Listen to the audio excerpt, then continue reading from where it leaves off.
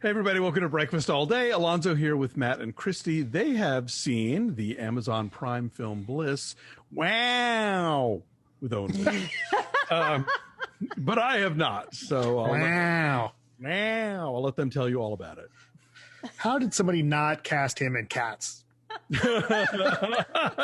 It'd be so much better. Right? Wow. All right. So Owen Wilson gets a chance to do a little bit of that wow. He is Greg Whittle, who is spending most of his time in the office rather than working, drawing pictures. His day goes pretty sideways, pretty fast, resulting in him accidentally causing the death of his boss. He goes to a bar to hide out because he's done something with the body that may help him escape notice. It's a little weird, but you got to go with it. And this happens in the first 10 minutes, so don't come at me about spoilers. He goes to this bar and runs into inciting incident. Right. He runs into a woman played by Salma Hayek, who tells him, first of all, she's surprised that he is, as she says, real. And then she starts to tell him that they are living in a simulation, and ultimately gives him some pills that help him mess with the world around him. And then a separate set of pills seem to bring him to an entirely different world.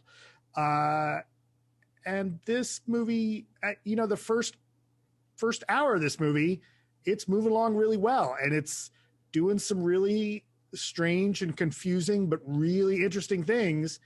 And then, boy, do they just drop the ball. But it's this interesting story about, it starts to be this really, what seems like is going to be a unique story about virtual reality and simulations and such. And then it stops being that. Yeah, this is written and directed by Mike Cahill, who directed and co-wrote with Britt Marling a film called Another Earth from 10 years ago. This was like one of the movies that like Britt Marling said, you know what, I don't like the material I'm getting, I'm going to write my own. And so she and Mike Cahill did this together, which was also about the possibility of a whole parallel world out there. But the vagueness of that worked into its advantage in that we were able to project onto it our notions of what that might be about. Here, it's really specific.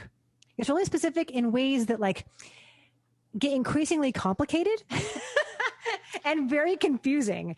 And so you're constantly wondering what is real. Is the squalor of their shelter along the LA River, is that real? When they mess with people at the roller rink with their telekinetic powers, is that real? Or, and I don't think it's a spoiler to say this, but there's the place that they go to, which supposedly is real, is in the trailers. It's lovely. So it's like, what is real? Is the luxurious home the reality? Is the squalor the reality? And then there is a bleeding between the two involving like holograms. And it all feels so simultaneously overwrought and overly detailed, but also like kind of loose and messy that by the end, it's like, do I even care what's real? Is it possible to know? And is it possible to care? Well, right. So this would have been better off as an hour-long either Black Mirror or Twilight Zone, or it needs another 15, 20 minutes and a change in direction in the last act, because it really it starts to raise some interesting questions. But then when you start to get, first of all, you get this one particular explanation from Salma Hayek about what really happened in the world.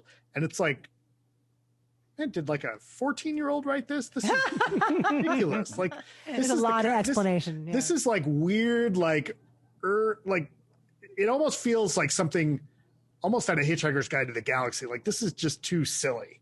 And then as things start bleeding together and they have to go back in, the choices that get made don't fit. They don't make sense. And so because they kind of don't make sense, they're robbed of the potential emotional impact. Like they set up this idea, his relationship with his daughter Emily, clearly means something to him.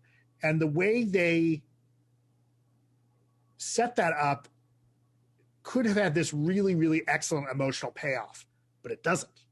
And where they go with the reasoning for certain decisions at the end completely takes away from that drama and that emotion. And that's just one of the things that's really frustrating.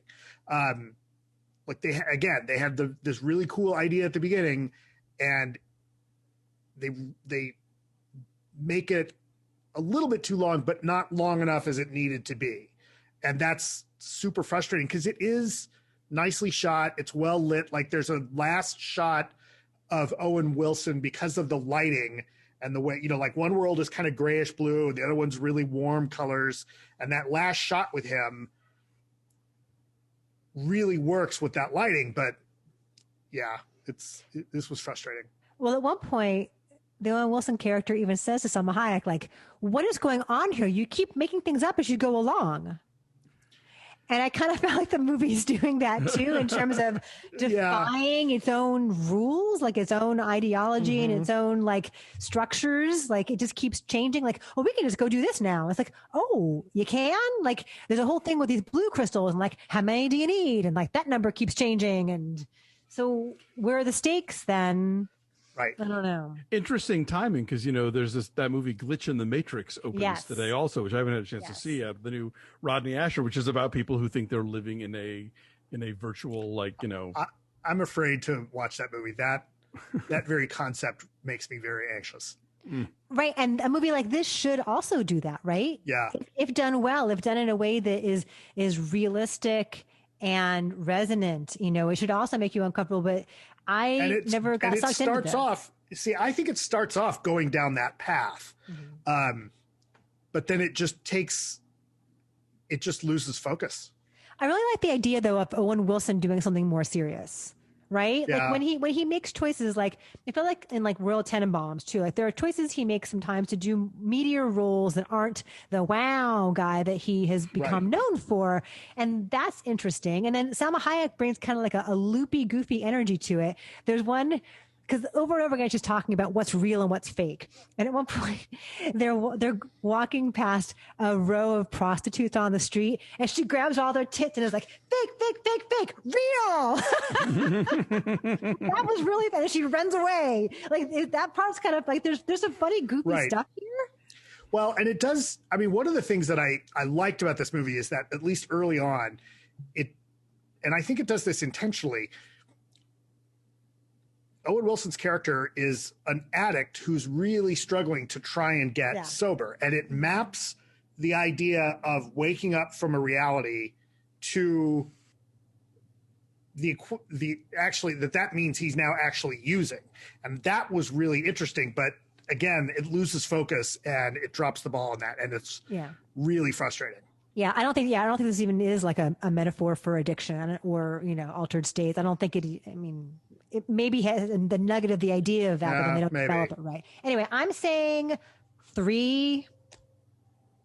I said 5. All right. My number's a 4. I've seen worse. Yeah. All right. Well, it's a 4, but it's on Amazon Prime, so make of that what you will.